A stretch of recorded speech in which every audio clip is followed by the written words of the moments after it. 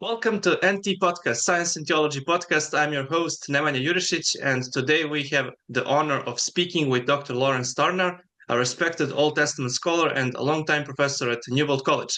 Professor Turner, welcome. How are you? Well, thank you, Nemanja. Yeah, I'm well, thank you. Yes, and looking forward to your questions. All right, I appreciate your time very much. We planned this months ago, so finally we got here. So, dear audience, let me just say this.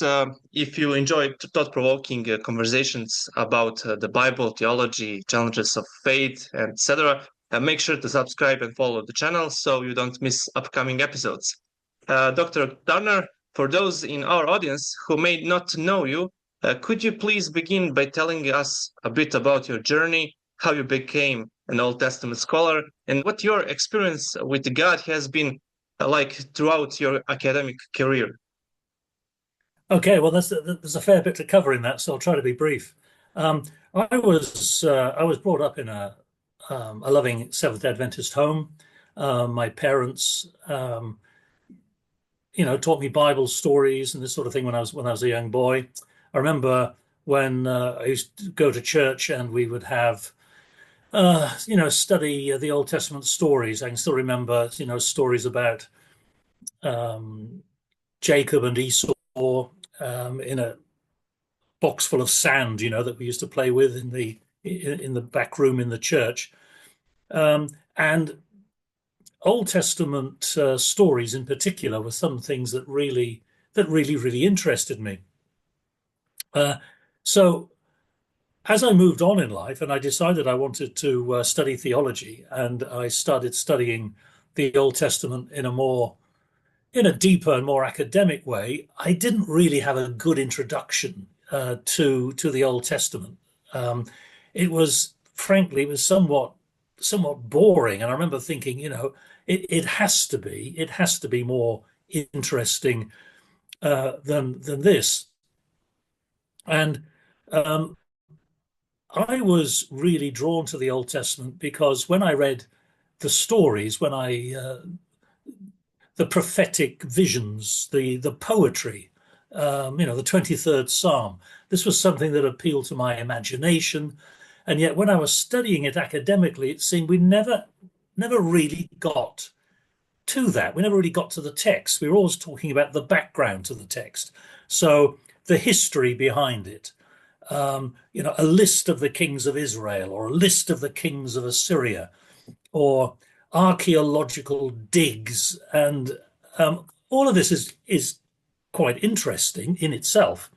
But I thought to myself, this is really the context of the Bible. It's behind the Bible. I'm more interested to get actually, into the Bible. Well, it sort of stayed that way, really. I worked as a pastor, and then I did a master's. I went to Princeton Theological Seminary to do another master's degree, and there, finally, I began to study the biblical text itself, and all of a sudden, I began to get engrossed in what the Old Testament has to say to us, rather than what history and archaeology can say about it. That's how I began to grow into it. And then out of the blue, I was offered a teaching job in Australia at Avondale College. And so I headed off there. And it was there, while I was teaching, that I had what I would call my road to Damascus experience with the Old Testament. I read a book written by a Jewish scholar called Robert Alter, and his book was called The Art of Biblical Narrative. And all of a sudden, I realized that's what's attracted me to the Old Testament.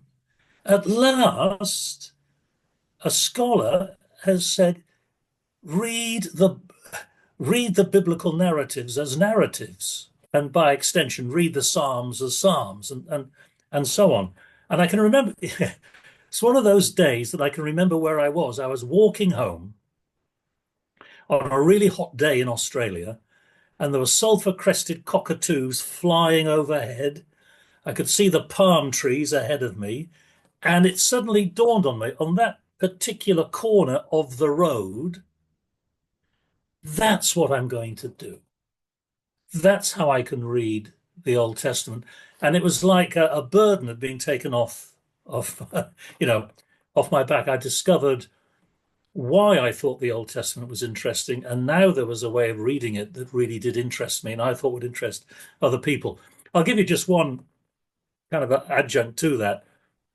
It wasn't just biblical narratives and so on that interested me, but there was something I discovered about the Psalms, and I discovered about the Psalms is that there are basically three types of Psalms.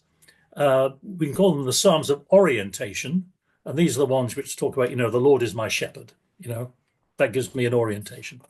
And there are Psalms of reorientation, thank you, Lord, for helping me in this terrible situation. And we read both of those and we sing both of those. But there's another kind of psalm that we rarely read and we hardly ever sing. And those are the psalms in the Old Testament of disorientation. My God, why have you forsaken me? Taking our questions and doubts to God as an act of worship. And that struck me as something that I'd never seen before, and it changed the way I looked at worship and spirituality. And just connected with that, I was invited a few years back by one of my old students to go to New Zealand and speak in his church. And after I'd finished speaking, this woman came up to me and said, you won't remember me. And that's quite true. I didn't remember her. And she said, but I was a reluctant student of yours when you were lecturing at Avondale College in Australia. And she said, I just wanted you to know that it was in one of your lectures that I decided to be baptized. And I said, oh, that's wonderful. Do you remember, do you remember what lecture it was? She said, oh, absolutely, I remember it. She said, it was the lecture you gave on the Book of Lamentations. Now, if you were going to choose a book that might persuade somebody to be baptized, I doubt whether you would choose the Book of Lamentations. But for her, the notion that you can take your questions and doubts to God as an act of worship, which has been sitting there in the Old Testament for millennia, was a revelation to her. So that's one of the, I suppose, surprises for myself, and also surprises that I've seen in the lives of other people as well. All right, thank you for this background. And we had recently interview with Professor Alter, so he is a great man and big thinker. We enjoyed really. So yeah, sometimes we exaggerate that historical and archaeological background. So I agree with you. Thank you so much for explanation. So what is your approach to studying the Old Testament? There are many challenges from issues of contradictions to other difficulties. So how do you remain faithful despite these potential problems? Yeah. Well, if I give it my general approach to the Old Testament is, or the Bible generally, but Old Testament is, generally my area, is that I read the Old Testament in its final form. We've got the biblical text in front of us. What sense can we make out of it as we have it? Because there's a long tradition in scholarship that you treat the biblical text a bit like an archaeological mound, You go digging into it to discover its history, how it got there, what the sources are that are in it. But what I'm interested in is reading a narrative as a narrative, reading a psalm as a psalm, and looking at the way in which the biblical writer used imagination and literary finesse to appeal not just to our intellect, but also to our appreciation of beauty and aesthetics. Because if we appreciate something for its beauty, if we appreciate the wonderful literary art of the 23rd Psalm, for example, we are more likely to reflect on the fact that the Lord is our shepherd than if we're just told, you will believe that the Lord is your shepherd, because we've entered into it imaginatively and it appeals to our personal experience.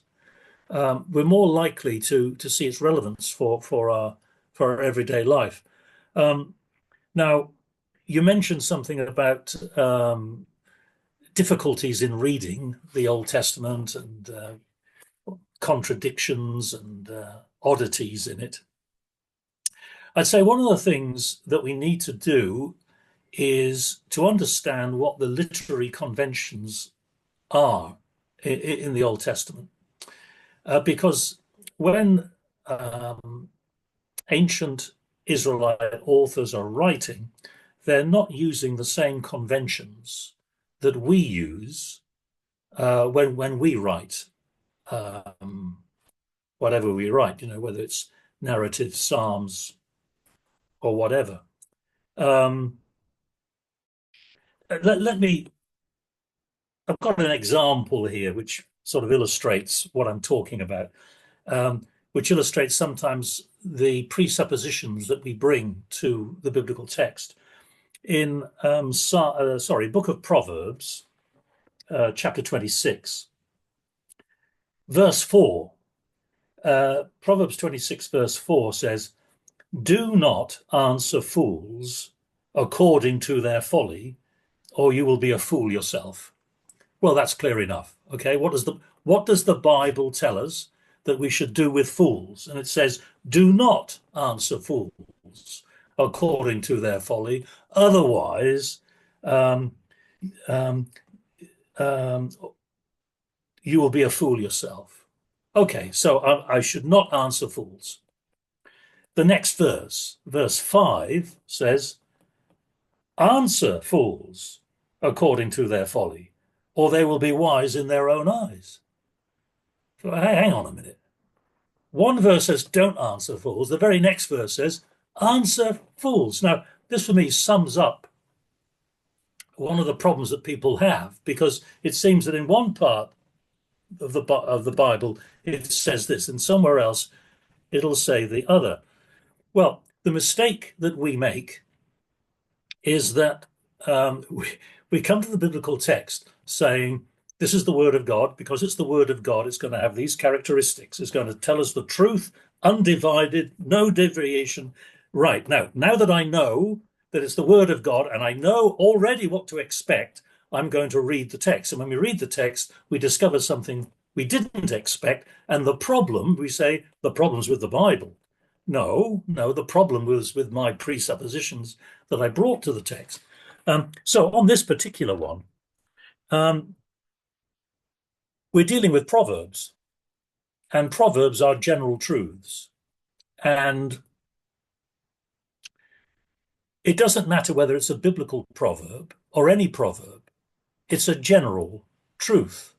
And I know in English, I can think of several proverbs which are said by people, and they seem to be mutually exclusive. One proverb says this, and another proverb will say that. I'm sure that's true in most languages. You can think of proverbs that seem to contradict. Well, you get exactly the same thing here. So why put two proverbs that seem to contradict one another right next door to one another? The reason is, I believe, that what we need is not a one-size-fits-all statement that we can apply in every situation, regardless of the context. What we need is wisdom. And we need wisdom to know when it is time to answer a fool and when it is not time to answer a fool, because there are all kinds of fools in the world. And there are all kinds of situations. And sometimes it's like this, and sometimes it's like that. And how do we know the difference? Wisdom. We need to grow in wisdom. And how do we grow in wisdom? One way to grow in wisdom is to read scripture and to see the variations, that it presents to us. So to give you another quick example, which is often you often hear, you read Genesis chapter 1, and then you go to Genesis chapter 2. And Genesis chapter 1 goes day 1, 2, 3, 4, 5, 6. This is what is created, in this order. Then you go to Genesis chapter 2, and there seems to be a different order. Genesis 1, you have, for example, you have vegetation that's created first, and then later human beings, male and female. Come to chapter 2, and you have a male human being created, then vegetation, and then a female human being. And so we say, oh, wow, come on, look. The chronologies don't fit. So because this is the word of God, we've got to do everything we can to get those chronologies, lined up, because it's the word of God. I don't think so. What we have in Genesis 1 and Genesis 2, we have two individual narratives. Now, the thing about narratives is that they are very good and they are very memorable in dealing with, usually, a single point. So, Genesis chapter 1 emphasizes the transcendence of God. And God said, let there be, and there was. Who's in control? About. God is in control. Transcendent God. And we have a narrative. And at the end of that narrative, if you don't know that God is transcendent, you haven't been reading carefully enough. All right? It's absolutely clear. Chapter 2, God isn't transcendent. God is intimate. He's, as it were, sort of down on his knees, forming a human being from the clay of the ground and breathing into his nostrils the breath of life, which is a kind of biblical way. Often I put it this way, when was the last time you felt somebody else's breath in your nostrils? When was the last time you felt somebody else's breath in your nostrils? And that time you were probably kissing them. All right. It's an intimate kiss of life from God. Not the transcendent God who just commands, but the intimate God who molds. Now, Hebrew narrative doesn't deal really with complexity. Do you want to know that God is transcendent? Okay, Genesis 1. That's settled. But you also need to know that God is intimate as well. Well, I'll need to tell you a different story in order to show the intimacy. But you don't get narratives which, like, a philosophical treatise, meld together all kinds of different rivers of thought and synthesizes them. That isn't what Hebrew narrative does. So the chronological discrepancy is the minor price you have to pay for getting two clear images of God. The chronology of Genesis 1 is important, but chronology is not the main point in Genesis 2. It's dealing more thematically. It's got as saying we have in English, Genesis 2 has other fish to fry. It's a different situation. So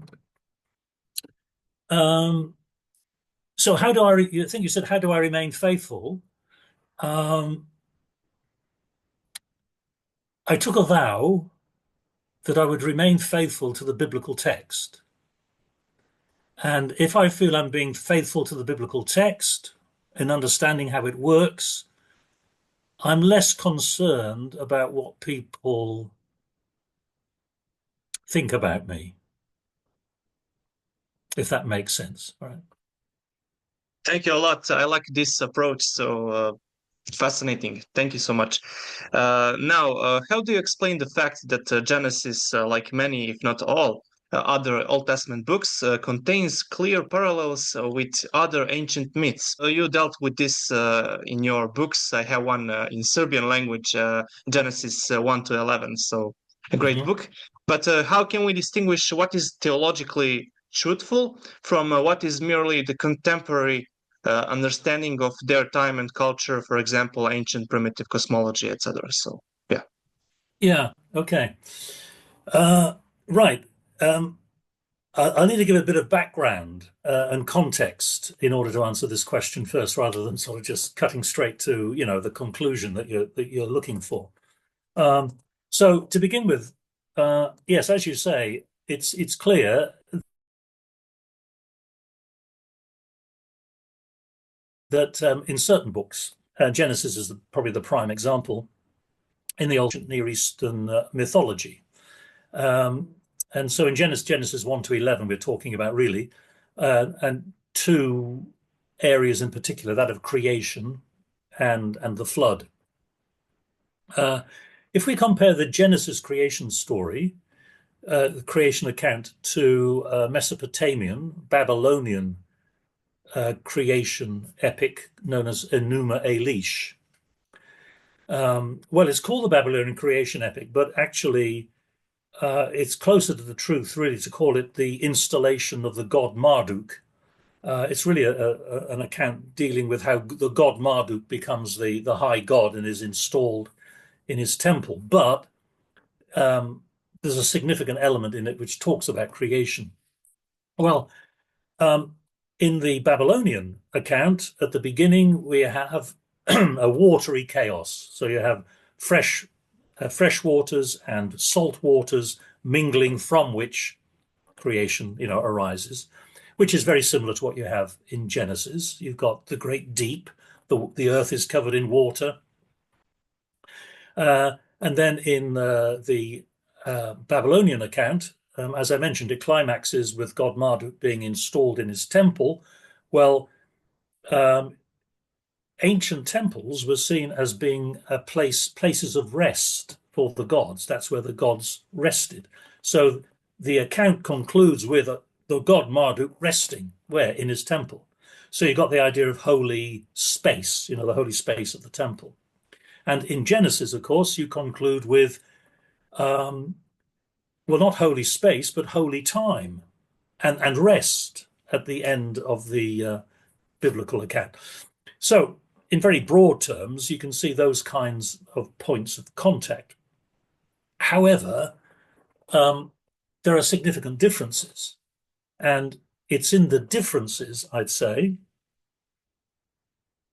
where we are able to see the unique contribution of the biblical account. So there are some significant differences. One of them is that the Babylonian account, well, in fact, ancient Near Eastern accounts in general, creation accounts, are not only cosmogonic. Now, cosmogony simply means the origin of the cosmos, the origin of the earth or universe. So these ancient Near Eastern mythologies are not only cosmogonic, the origins of the earth, but they're also theogonic, that is, the origins of the gods. So Enuma Elish, for example, one of the opening lines of that Babylonian account is, when the gods were not yet in existence, so you think, this is rather different. So Genesis is not a theogonic myth. It begins, in the beginning, God. There's no speculation about where God came from. Now that might impress us, it does. Certain atheistic objections are, well, where did God come from then? Of no interest to Genesis, whereas there's of great interest to these other mythologies. The other aspect, of course, is that in Genesis you have one God, and God said, whereas the others are all polytheistic. And the creation accounts of ancient Near East have relationships between the gods, and it's the relationships and the disputes and the problems between the gods that produces creation. So one of the most telling differences between the Genesis account and the ancient Near Eastern account is the theme of conflict that you have in those accounts. I've mentioned the god Marduk in the Babylonian account. And in the Babylonian account, the Marduk has a battle with Tiamat. Tiamat is a fearsome female monster of the deep. And so these two have a battle in which Marduk is finally triumphant, and he cuts the body, the carcass of Tiamat, who he has defeated, in two. And with one half, he creates the heavens, and with the other half, he creates the earth. So creation of the earth takes place as the consequence of conflict, battle, and struggle. In Genesis, creation occurs when God says, "And God said, let there be light." And there was light. So it's simply a spoken word. God's will produces creation. So there can be no conflict in Genesis 1 because there's only one God. The conflict arises when you have a polytheistic situation. So that's like on the grander scale. On the smaller scale, I'll just give a couple of examples. One of the things that Genesis 1 does is to downplay the importance of the heavenly bodies, the sun, the moon, and the stars. Whenever I teach anything to do with Genesis 1 to first-year students, I can guarantee somebody's going to make this observation. How can it be that on the first day of creation, God says, "Let there be light," but the sun and the moon and the stars only appear on the fourth day? How can you have light without the light bearers? Well, Genesis wants to make that absolutely clear. This is part of the polemic of Genesis against the other. And the reason is this: the sun and the moon and the stars in ancient Near Eastern context are gods. This is the beginning of the belief in astrology. Why should it be that the position of the sun, the moon, and the stars can have an effect on me living on Earth? Is because they're gods. They're gods. And they have an impact on life. Whereas Genesis doesn't even call the sun by the Hebrew word sun, Shemesh, because that's the name of the sun god. It doesn't call the moon by the Hebrew word for moon. It calls it the lesser light, the greater light and the lesser light. So Genesis says, look up at the heavens, and what do you see? You see lights. Now, to an ancient person, that would be heresy.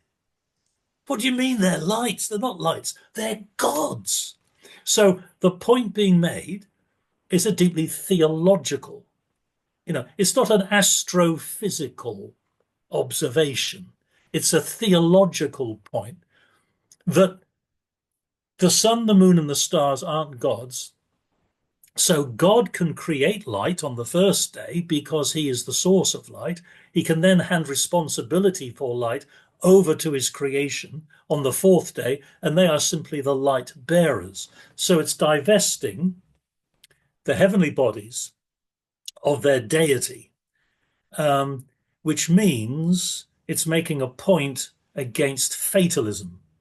My destiny is not decided by the position of the heavenly bodies when I was born, because they're just lights. They're not gods.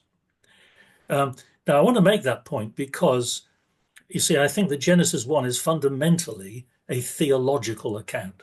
And when we read it, we most of the time neglect the theology and are interested in the astronomy or the geology or whatever. And I think we're barking up the wrong tree, as we sometimes say. So Genesis 1 is aware of the mythologies surrounding it. If it wasn't aware of them, Genesis 1 would be written in a very different way. But it's in dialogue with them, and there is a definite polemical aspect to how it presents what it's saying. Incredible. Thank you again. This is amazing. I really appreciate that and I like that.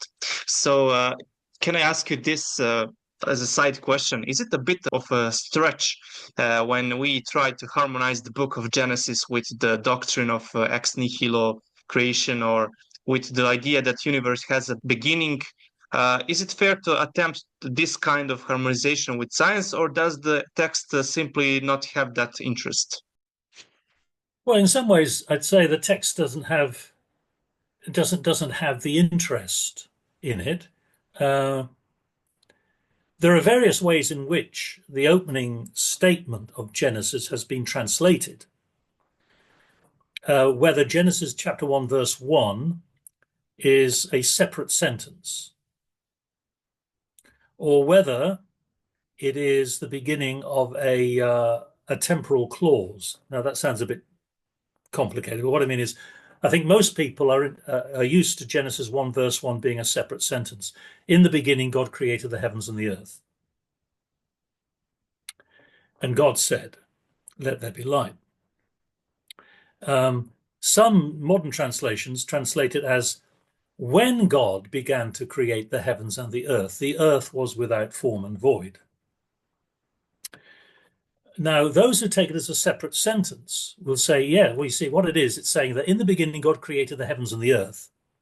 That's what he did. Then he did this. He said, let there be light. Now, I don't see it that way. How I see it is that Genesis 1, verse 1 is a summary statement. Sorry, I should maybe go back to what I just said. And there are those who say if it's a separate sentence, it proves ex nihilo. Right? In the beginning, God created the heavens and the earth. Then God said, let there be light, and so on. How I see it, and of course, because I see it this way, I think this is the more reasonable way of looking at it. I see Genesis 1, verse 1 as a summary headline. Dear reader, what is this chapter all about? It's about the fact that in the beginning, God created the heavens and the earth. That's the headline. Verse 2 is the beginning of the account of what God did. God said, let there be light. Well, in the beginning, God created the heavens and the earth. That's the first sentence.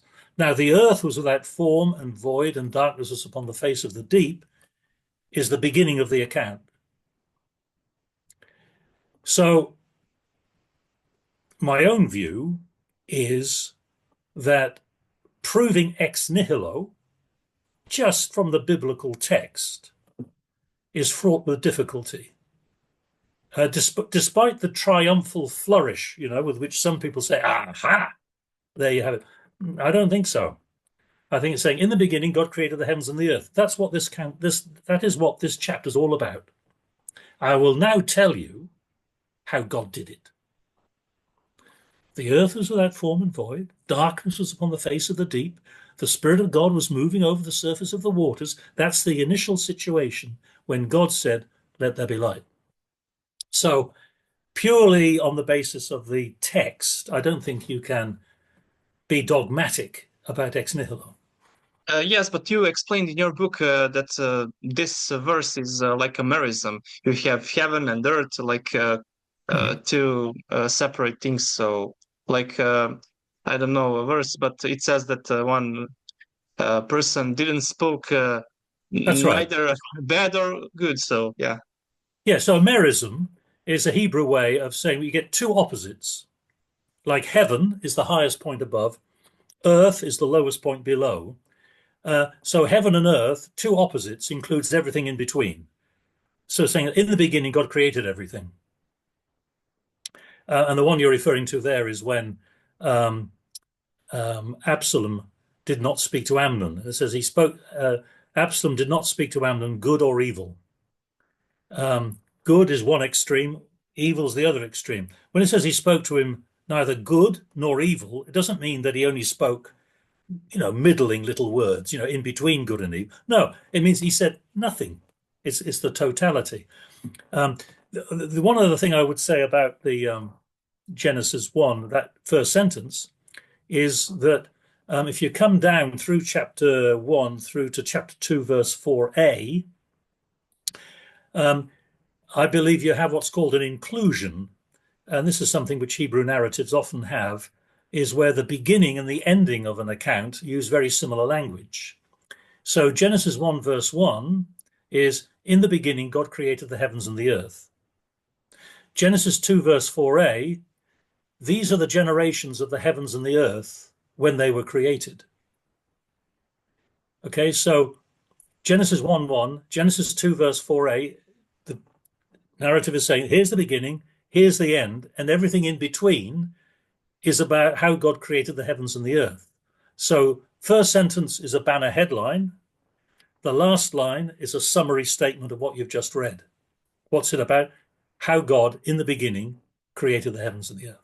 Great. So I wonder, when I see that beautiful structure, when I see, for example, 6 days of creation, you explained that there is a lot of parallels and chiasm, or I don't know. So how do you distinguish that if it is just a beautiful literary work or something that really happened in history? So if we see something really structured, it seems like a literary work, not as a description of reality or yeah. Yes. Well, I think that when you see, what you're referring to there is the fact that the first 3 days of creation and the next 3 days of creation are clearly, the first day balances the fourth, the second, the fifth, and the third, the sixth. The first 3 days create the environments, if you like, and the next 3 days create the creatures or objects which fill those environments. It's one of those it's one of those things that when you see it, you say, well, why didn't I see that before? Because it's so obvious that the lineup. What I think it would tell us is this, that the structure of any literary piece is significant because it serves the purpose of the author in getting across their main point. So I would say that the main point of Genesis 1 is not to give us a video of God creating everything, but to show us the significance of what it is. So for me, now you might say, well, of course, I'm not a scientist, I failed maths terribly and everything else. So I would say this, wouldn't I? But I think it's more important to see the significance of God as creator, rather than being able to reproduce every hammer blow that he did when he did it. Because it's the significance of God as creator that really matters. I know this will sound like heresy to some people, but I don't think it is. It's the significance of God as creator. How he did it is of secondary importance. If I go and see a great work of art, I don't know, Mona Lisa or something, the work of art that I'm looking at is more important than how Leonardo da Vinci mixed his paints, or what size of brush he used, or whether it was good quality canvas that he painted it on. it's the work of art itself which is the significant thing. We only have access to the work of narrative art. We don't have access to the event in the sense of here is a recording on CCTV of what God did. We don't have access to that. Awesome. Thank you again, Dr. Turner. And I like that analogy with Mona Lisa. So, as a scholar, can you say how do you see Pentateuch whenever it was written from time of Moses to exile period or anything? So, do you see it as a revolutionary or artistically brilliant work? So, can you say something about that as an About the impression? Pentateuch, yeah. Wow. Well, this raises questions. I suppose what lies behind your question in terms of the Pentateuch as a whole is scholars have discussed, how was it written? How did it come together? Is it a work of art? Or is it just stitched together? Uh, um, is that what you have in mind? Well, yeah, I have a question about also composition of Pentateuch, about sources. So, but yeah, I wonder how you see this art of literary. So, yeah, So the work of art within the Pentateuch. yeah. Yeah. Okay. Well, um, the thing about the Pentateuch is that it's a bag full of different kinds of stuff. You've got the creation account and the flood account and so on in the primeval history. You've then got the narratives of the patriarchs and so on. But then you've also got legal texts like, the Ten Commandments. And then you've got all of those laws concerning sacrifice and priesthood and clean and unclean, and it's quite a mixed bag.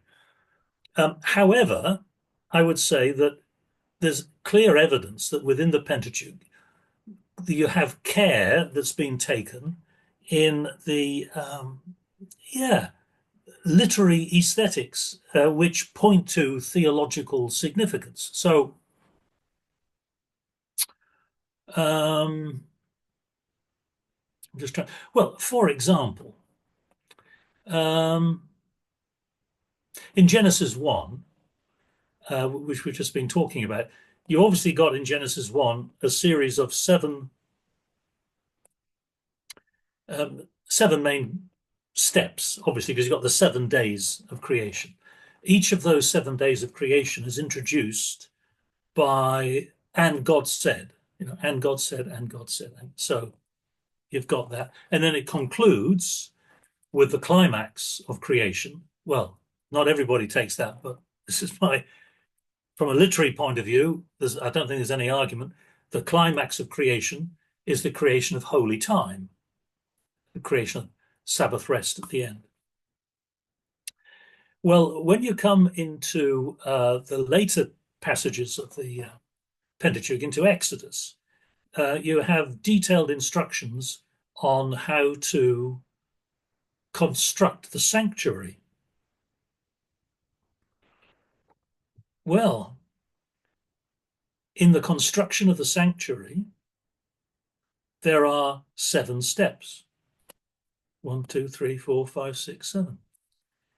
Each of them begins with, and God said to Moses, and God said to Moses. The phraseology changes slightly, but it's always God saying to Moses. And you go through those steps. You go through 1, 2, 3, 4, 5, 6, and the 7th time, and God said to Moses, you shall observe my Sabbaths. Now, is it just a coincidence that the creation of the heavens and the earth have 7 stages ending with Sabbath rest? And the construction of the sanctuary goes through 7 stages, concluding with Sabbath rest. When you also consider this, if you can just stay with me for a minute, not getting too complex. What is the sanctuary? How is the sanctuary constructed? Well, the sanctuary is constructed as a cosmogram. That's the term that's often used. By cosmogram, it means that the sanctuary is a microcosm. It's a miniature model of creation. Well, how is that? Well, in the sanctuary, you have, if we start at one end, you have the most holy place, which is where you have the dwelling place of God, on the Ark of the Covenant. You have the veil, and then you've got the holy place, and then you've got the outer court. So you've got these three sections. Well, when you go through the Bible, you discover that the cosmology of the Bible, when it's looking at what we would refer to as the universe, it's got 3 sections. It's got the earth, it's got the visible heavens, and then it's got the heaven of heavens, which is the dwelling place of God. So if you take the sanctuary with its 3 sections, if you can bear with me, if you rotate it so it's vertical, you've got the outer court at the bottom, which is where that's where people and animals come for sacrifice. That's the equivalent to the earth. You've then got the holy place, and that's the visible heavens. And then you've got, in the sanctuary, you have the veil of the temple, the cherubim on there, which is the entry to the most holy place. That's the equivalent to the invisible heavens where God dwells. I hope I've explained that. It makes more sense when you see it visually. I didn't realize I was going to mention this before I spoke to you, otherwise I would have had a visual. My point is that the sanctuary has 3 sections to it because the biblical cosmology has 3 sections to it. It is a cosmogram. It is the created heavens and earth visually depicted in the sanctuary. That is why I'd say creation has 7 steps, ending with the Sabbath. The construction of the sanctuary has 7 steps, ending with the Sabbath. I don't think that is a coincidence. And I think it is showing us that there's a great deal more literary creativity than just chronicles telling us what happened. Okay, Professor Turner, I think I understood that it's beautiful. So can we discuss more about the composition of Pentateuch? Because I mentioned that, and many scholars would see it as a separate source, as a non-P, P, and D source. So do you accept that, or how do you approach? Let me give you some background, and then I'll tell you where I am. So just for the benefit of those who might not be up to speed on the history of scholarship on this, traditionally, that is in Jewish and Christian tradition, Moses was seen as the author of the Pentateuch. So Moses wrote the whole Pentateuch, from Genesis to Deuteronomy, first 5 books of Moses. Well, what evidence do we have for that? All right. Well, there are places where it tells us that Moses wrote down what God told him to write down, some laws, for example. In Deuteronomy chapter 31, there's an example of that. And we now read the laws that Moses wrote down. So you can say, well, okay, then Moses is responsible, for that. We've got it in front of us. And then other people with a broader argument would say, well, yeah, in Daniel chapter 9, it talks about the law of Moses. So where did the law come from? Moses. So everything that we read, it's the law of Moses. And when Jesus was talking with the um, Pharisees, scribes and Pharisees, he said, did you not read in the book of Moses? And what he goes on to talk about is where Moses was in front of the burning bush. So he refers to Exodus, in this case, as the book of Moses. And so for many people, that's sufficient, you see. It's the book of Moses. Moses did it. Um, well, yes, but it only takes a little bit of thought to say, well, hang on a minute. But we also have, for example, the book of Ruth.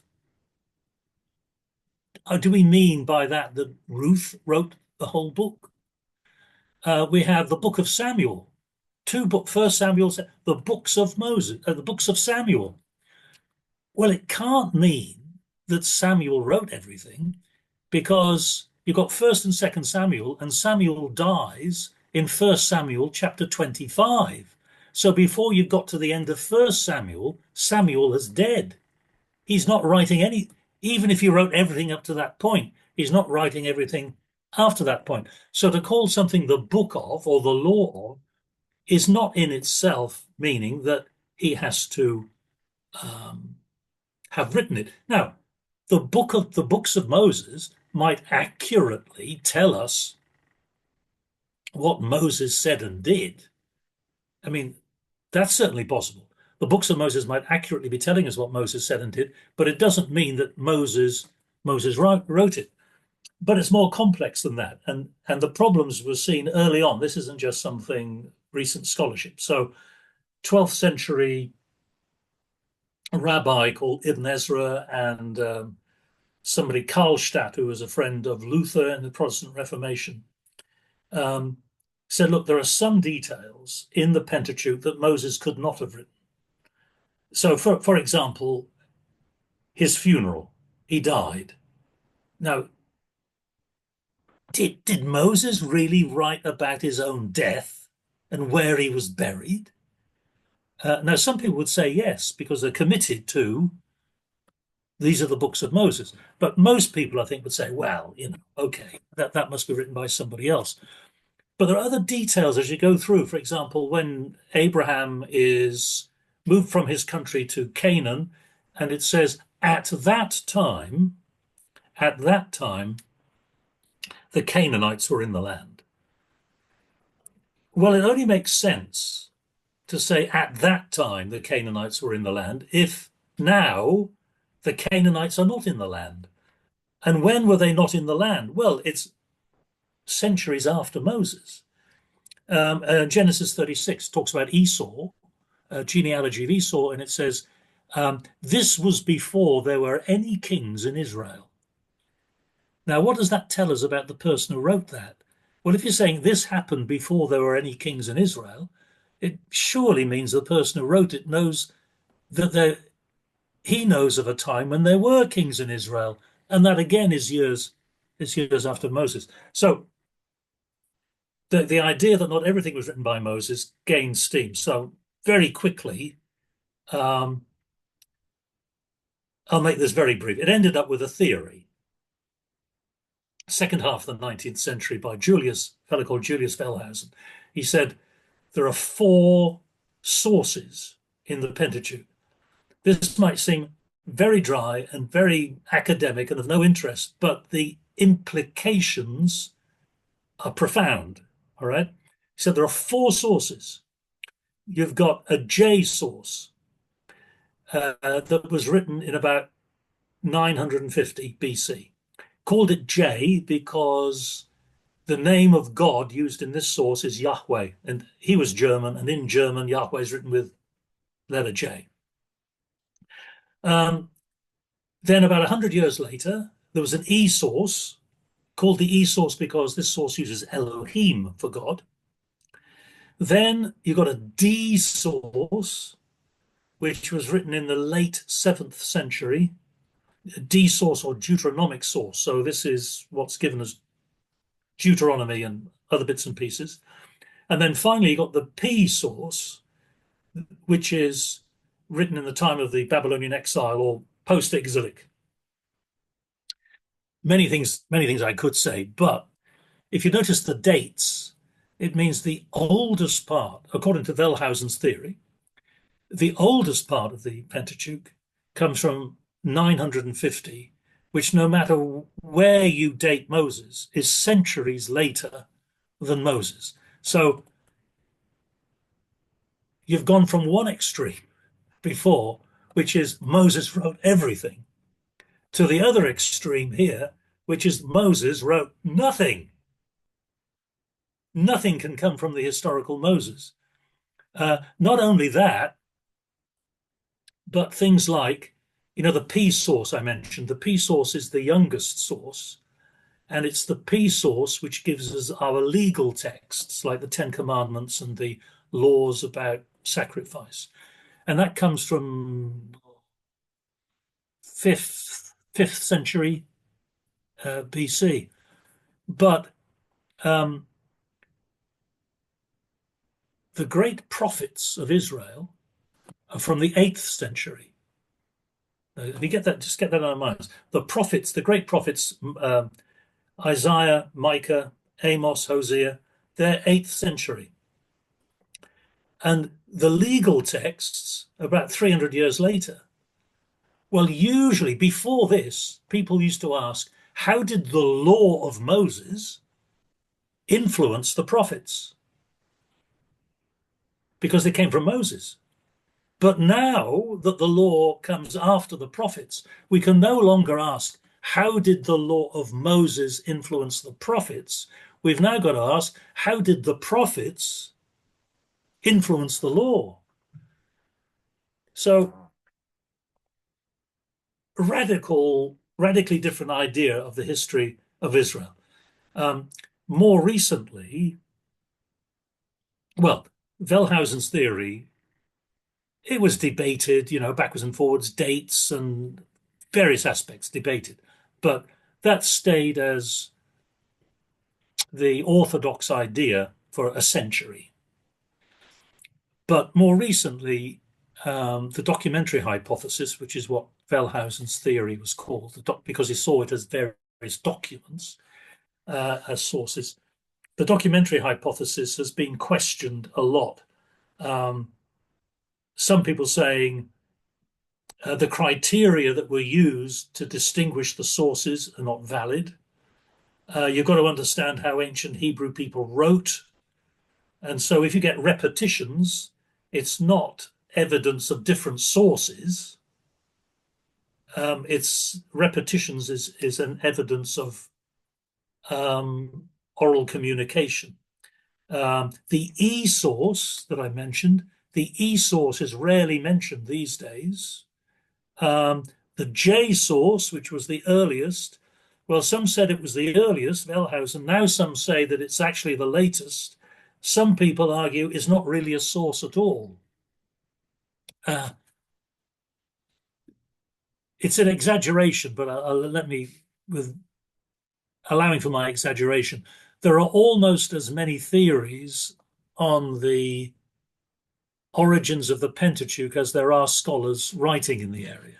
Now, that is an exaggeration, but there's no longer a consensus.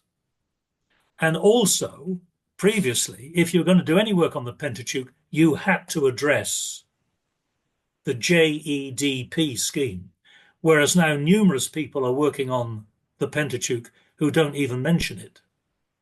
So what do, you asked me what I thought. From the text itself, I don't think you can be dogmatic if you're just talking about what can you argue from the text. But what many conservatives would say is this, that Moses may well have been responsible for the Pentateuch, first edition of the Pentateuch. But those kinds of statements that I referred to, at that time the Canaanites were in the land and that sort of thing. These were, explanatory additions which were added as time went on. It was edited and moved. So over time, we would have got a second edition, third edition, fourth edition. And the edition of the Pentateuch that we now have is an edition that has been updated and supplemented over the years. It didn't remain static. It might well go back to Moses. But trying to argue that every dotted I and every crossed T goes back to Moses, that's fraught with great difficulty, I'd say. Okay, so that's a big topic, so we could not cover all of that, but yeah, okay. Yeah. Let's continue. I wonder, what is the genre of Genesis 1 to 11? That's kind of a hard question, so many ask, yeah. You said what I just did was a big topic. This one is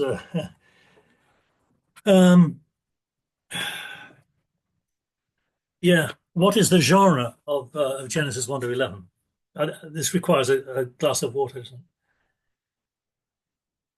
Well, again, I've got to give a little bit of background when you use the word genre, because, and if there are any French-speaking people listening, I need to apologize for the fact that I can't pronounce that word properly, but you know, genre or whatever.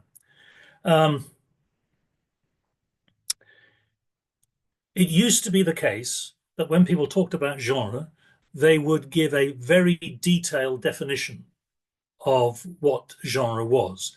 In order for it to fit into a classification, a piece of literature had to have this, and this as characteristics, which set it aside, and it meant that the genre was, you know, a genealogy or psalm or whatever. That's somewhat changed, and the reason I'm taking time to do it is that the changing in thinking has an impact on the question that you've asked. What is the genre of Genesis 1 to 11? So there's been a move in recent years from what I just mentioned, highly detailed definitions, to something which is called prototype theory. And this works on the notion that you have typical examples of a particular genre. But genre is a more fluid concept. So a genre is a spectrum. And in the center of the spectrum, you get the typical examples. But as you move away from the center, you get to what's called the fuzzy, that's the word that's often used, the fuzzy edges of the genre.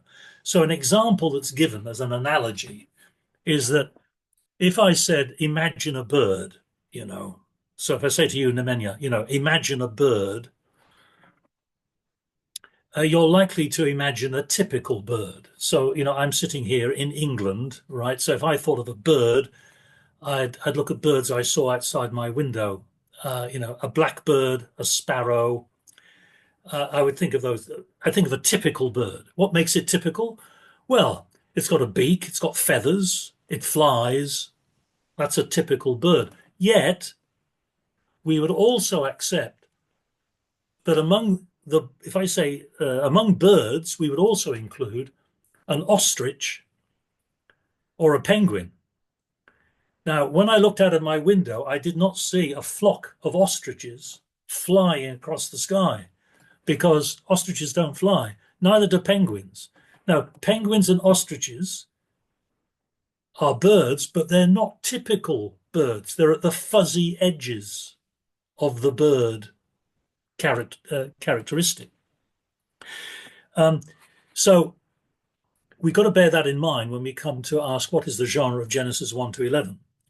Something else, it's also accepted that often you don't have pure genres, but you get mixed genres. So with that as a background, Genesis 1 to 11. Genesis 1 to 11 contains more than one genre. Well, two at least. That is narrative and genealogy. Those are the two main genres you get in Genesis 1 to 11.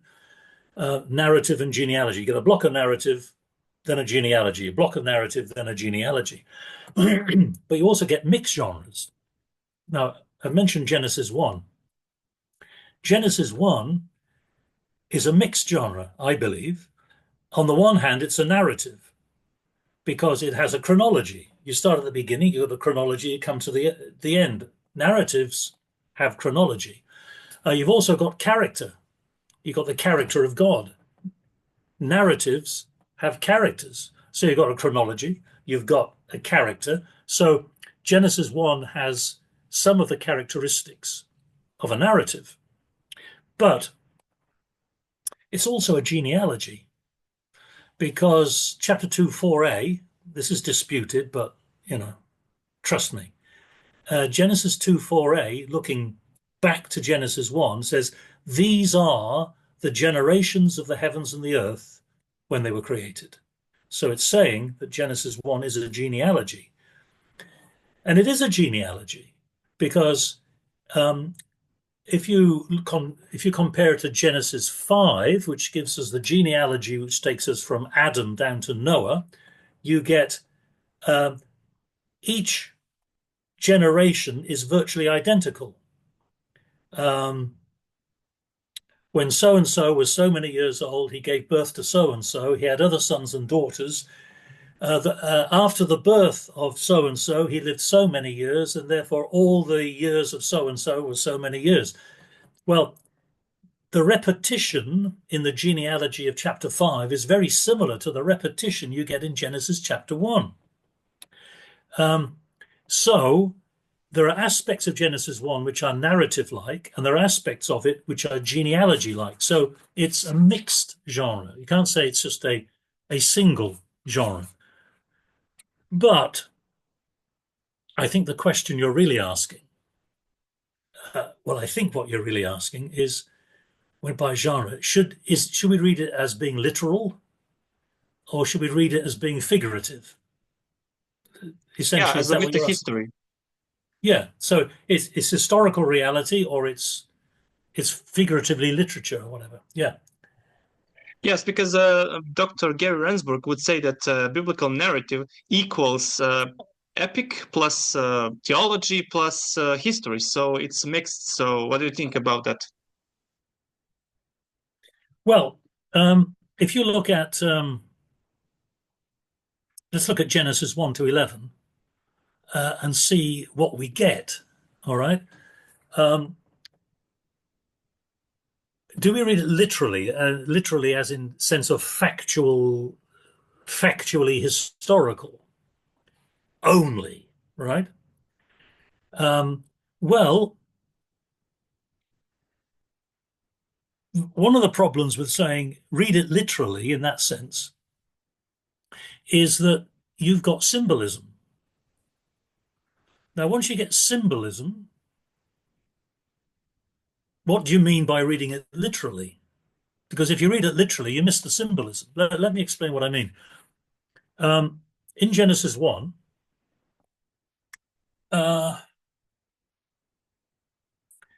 when it says that God creates the lights, I mentioned the lights in the heavens, the greater light, the lesser light that God makes.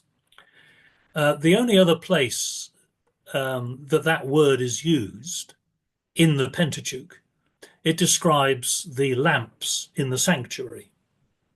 So when the word's only ever used as the lamps in the sanctuary. Then, in Genesis 2, where it talks about the Garden of Eden, we know that the Garden of Eden was entered from the east. How do we know that? Well, when the man and woman are expelled from the garden, God places a cherub with a sword at the east of the garden. Why put the cherub there? Well, because that's how you get into the garden, from the east. And the sanctuary was entered from the east. The man and woman are told to work and to care for the garden. Now, those two Hebrew verbs are translated differently in different places, but the two Hebrew verbs are also used to describe the duties of priests in the sanctuary. Out of the garden flows the river Gihon. Well, there's only one, nobody has a clue where the river Gihon was. No, nobody has a clue. There's only one other Gihon in the Bible, and that is the spring Gihon, which flows out of the rock at the bottom of Mount Zion in Jerusalem. And what is on top of Mount Zion in Jerusalem? The sanctuary, right? The cherub is placed at the entrance to the garden, which I've already mentioned. The only other times you have cherub mentioned anywhere in the Old Testament, there are 100 references to cherub or cherubim in the Old Testament. 99 of them are of cherubs in the sanctuary. The only exception is the cherub at Eden, and I've already mentioned how much sanctuary symbolism there is. Now, if you read the text purely literally and not figuratively or symbolically, you miss all of those connections. But I think that they're an essential aspect of it. My approach would be to say the primary approach to the text should be theological, because the text is primarily theological. That doesn't mean that theology and history are divorced, but it means that theology can use symbolic language which isn't appropriate for a simply sober historical account. If we get the theology wrong, it doesn't matter if we get the history right or wrong. We've missed the main point of the passage. Oh, one other thing I should say, perhaps, is that nobody reads everything in Genesis 1 to 11 literally. Whether you're talking, you can put genre to one side for this, right? But let me give the example of the firmament, okay, very briefly. God made the firmament. What is the firmament? Very good question. God calls it the sky. It said he named the firmament sky or heaven. According to Genesis 1, you've got the firmament. There's water above the firmament. There is water under the firmament. The heavenly lights are in the firmament, and the birds fly across the firmament. Right? Well, if the heavenly lights are in the firmament, but the waters are above the firmament, then the waters are above the heavenly lights. Nobody reads that literally. But it isn't on the basis of genre. It's because we cannot fit that cosmological model into our concept of the universe.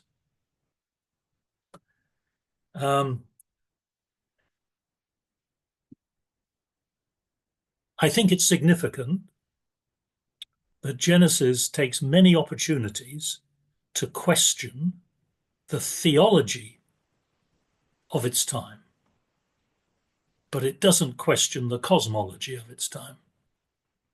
And I think that indicates where its emphasis lies.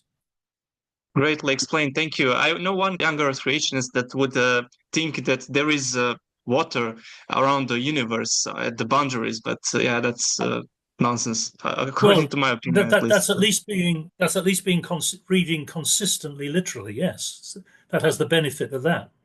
Yeah. Yes, but he said he says that it's actually ice rather than pure water. Yeah, yeah. All right, Dr. Turner, have you any conclusion for the end of our discussion? Do you have any advice on how can we carefully follow the narrative and pay attention to important details when we read the Bible and any other thing that you want to say. Right. Well,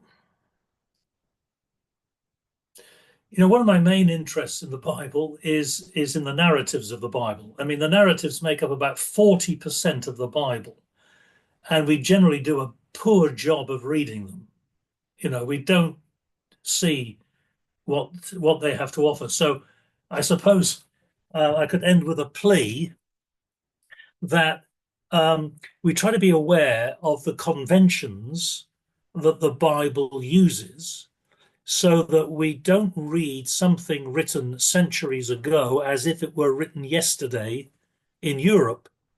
There are different conventions going on. So if I can just talk about, let me just talk about biblical narratives. Once you latch on to how they tick, you begin to see things you didn't see before. So, for example, biblical narratives rarely tell us what's going on in people's minds.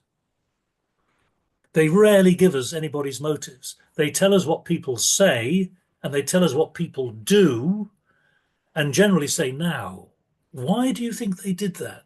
So we've got to do some work in thinking, yeah, that's interesting, isn't it? I wonder why they did it. Because the narrator doesn't tell us, but just tells us what they say and what they do. Let me just give an example of this. I've lost count of the number of times when people say, well, this happened in the story, and the Bible didn't condemn it, so it must be okay then. No, that is to make a catastrophic miscalculation. Biblical narrators rarely give us explicit judgment on characters. It's inviting us to make the judgment based on suggestions within the story. So when we read biblical stories, we've got to work harder than we do when we're reading a modern narrative. The narrator doesn't tell us what's going on in somebody's head, nor their motive. Well, it does sometimes, but mostly not. It doesn't give explicit judgments. It does sometimes, but not much. We're the ones who've got to bring that. Also, the use of repetition. Biblical narratives love repetition. And they love repetition because it's the way they have of underlining what's significant. Now, when a student hands me an essay or something and there's lots of repetition, I'll write in the margin, repetitive. You've told me 3 times already. You don't need, because that's a modern notion. Don't skip the repetition. That's what we tend to do. I've already read that. Let's move on. No. Notice what is repeated, because what's repeated is frequently the important bits. Don't lose sight of that. And particularly sometimes you get what's called a 3 and 4 repetition. You get 1, 2, 3, and bingo, number 4 is the important one. So like Elijah on the mountain. There was a great wind. The Lord wasn't in the wind. There was a great earthquake. The Lord was not in the earthquake. There was a great fire, but the Lord was not in the fire. 1, 2, 3, and then a still small voice. And that's where the Lord was. So you go 1, 2, 3, 4 is the important one.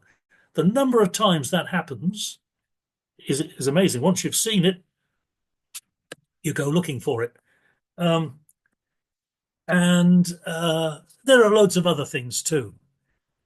Maybe rather than dealing just with the details, let me make one final point, which is we don't take narrative seriously enough. And an illustration I sometimes give to students is this. If I'm standing at a bus stop here in England and somebody at the bus stop turns to me and says, "Excuse me, but what do you think is the meaning of life?" They might do that, somewhere in England or Serbia. What is the meaning of life? In my answer, I'm likely to give a kind of a rational answer. I'm going to say, well, I think that if you take this into consideration and that into consideration, you just think of what we heard about in the news yesterday, and I think you would agree with me that the meaning of life, taking into account A, B, C, and D, this is the meaning of life, brother. That's how we would do it. We'd give a kind of a rational kind of an answer. But if you've been in ancient Israel, you've been in Jerusalem, standing next to somebody, and you turned to them and said, excuse me, but what is the meaning of life? They would have said, let me tell you a story. Because it's in stories, narratives, not just in narratives, in psalms, imaginative literature, but particularly in stories, that the ancient Israelites moved on to matters of first importance. Why did Jesus tell so many parables? He didn't really indulge in any kind of rational argument, very often at all. It was on the basis of the kingdom of God is like this. It's like a certain man who had 2 sons. It's like a man on his way down from Jerusalem to Jericho. It's like a landowner who was paying his hired laborers that day. We underestimate the theological power of biblical stories because for us, stories aren't necessarily important, but for biblical writers, they are frequently matters of first importance. So treat them seriously. Dear Professor Laurence, thank you so much for sharing your wisdom and passion for Scripture with us today. Your insights help us engage the Old Testament not just as ancient literature, but as a living and theological rich text. So to our audience, thank you for joining us. If you found this conversation meaningful, don't forget to like, share, and subscribe to NT Podcast for more in-depth discussions on faith, theology, and the Bible. Until next time, see you.